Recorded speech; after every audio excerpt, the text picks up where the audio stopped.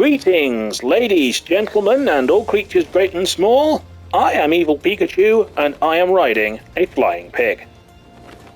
Because I can. In part 1 and 2, we went over how to create your character and how basically none of it truly matters. In part 2, we went over the various character jobs and where to start and what each of them roughly does. Now let's move on to a few other little things. Right. First of all, your crafters. This is essentially side content. Honestly, if you just want to enjoy the story, do not worry about this at all. This is an entirely separate thing. But they are split into two groups. You've got Disciples of the Hand. They play a short mini-game where essentially you have a range of abilities. Some of them add to the progress of an item. Others add to the finesse of it. And you've got a limited number of moves, essentially. So, like, let's say I want to make a shield as a blacksmith. It has a completion stat of 20. Each time I hit it with my hammer, I will do 5 completion. So I need to hit it 4 times with the hammer. But I've got 6 turns.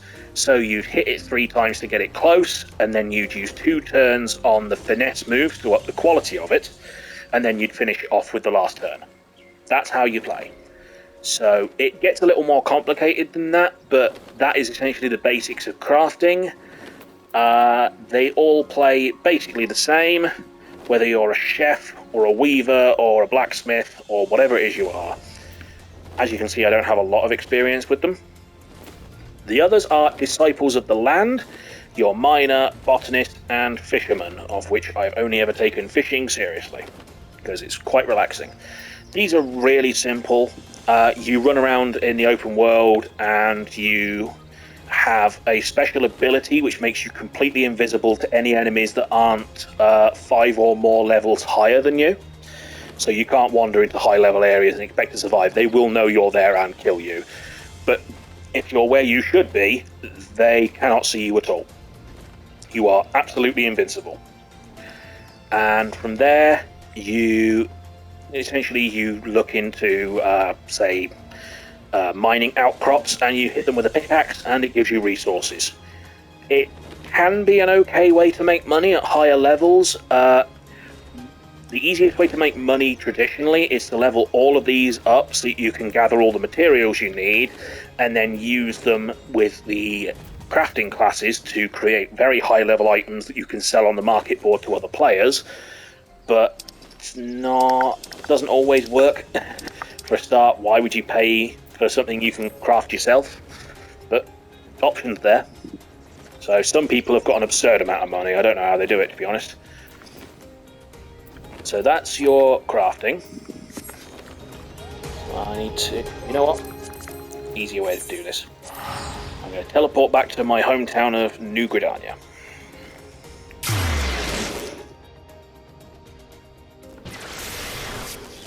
Get rid of my pig. That guy has a ruby weapon minion, I want it. Right. This is Gridania, this is one of the starting towns. This is the Carpenter's Guild. This is where you'll go to pick up the carpenter job. There are all kinds of things like this all over, and if you take a look at the map, you've got various icons on the map, right? This card icon is for levy meets. They are basically sort of low-level sort of side missions. A lot of these are irrelevant. Anything with a plus sign next to it means it unlocks something. Whether that's a job, or the next part of a quest line, or gives you a minion or something. It will always unlock something. Some new feature. This is the Order of the Twin Adder. It is one of the AI guilds, essentially. You will be required to join a grand company as part of the story. Do not worry about it.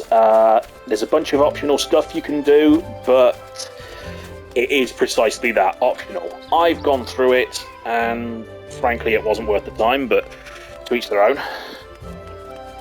I think Square Enix kind of forgot about it, to be honest with you. There's supposed to be a big expansion to it coming, but they've been saying that for years. So, for example, here. That quest there will unlock an entirely new dungeon, because I haven't been there yet. However, that's a level 60 quest, and this character's only level 56, so I can't get... Well, this job's only level 56. Each job, by the way, levels up separately. So Scholar, I am level 56, as you can see.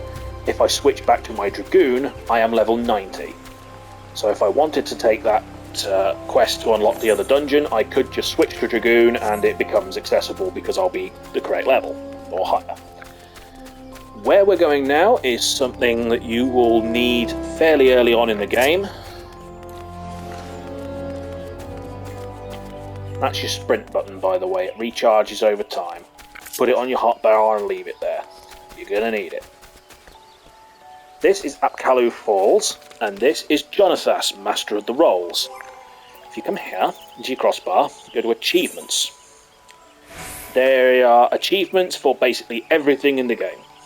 Hundreds of them, thousands even.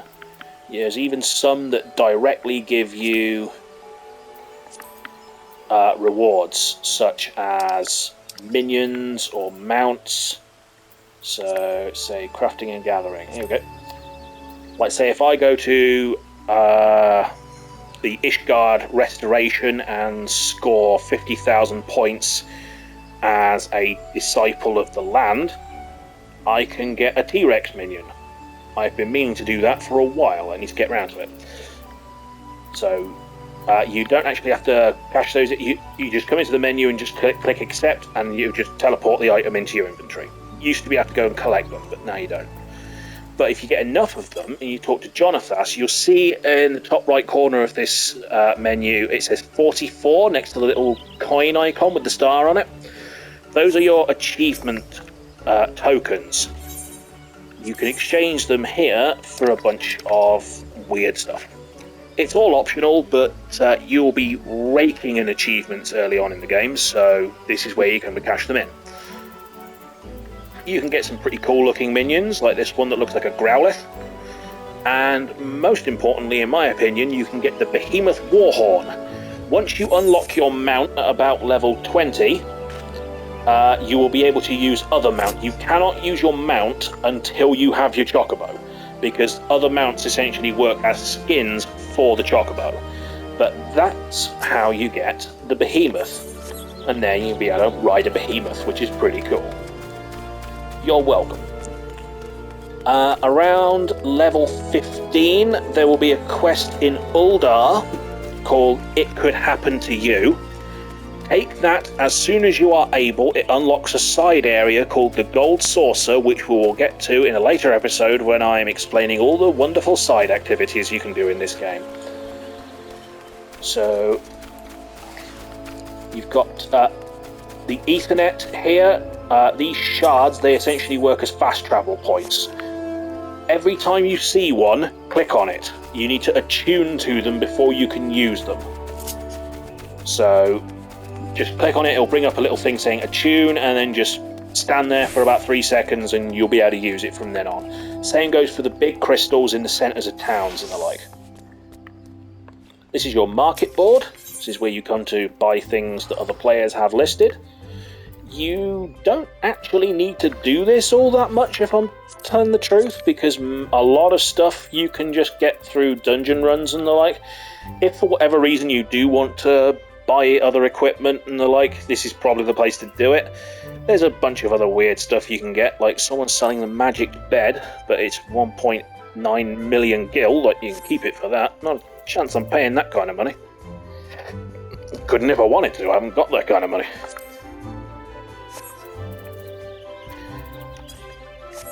You can buy mounts, minions, all kinds of weird stuff. The market board's actually had an upgrade recently, it's a lot easier to use now. So that is your sort of basic navigation and how to pick up new jobs, how to trade in your achievement vouchers and the like, how to access the market board. If you're on the free trial, there may be some limitations on the market. You may also have a few limitations on interacting with other players to stop spam bots, but you should be fine. So, join me again in part, what are we up to, 4 after this, and we'll go on a quick dungeon run and you'll see what the game plays like. And I will try not to make a complete disaster of it.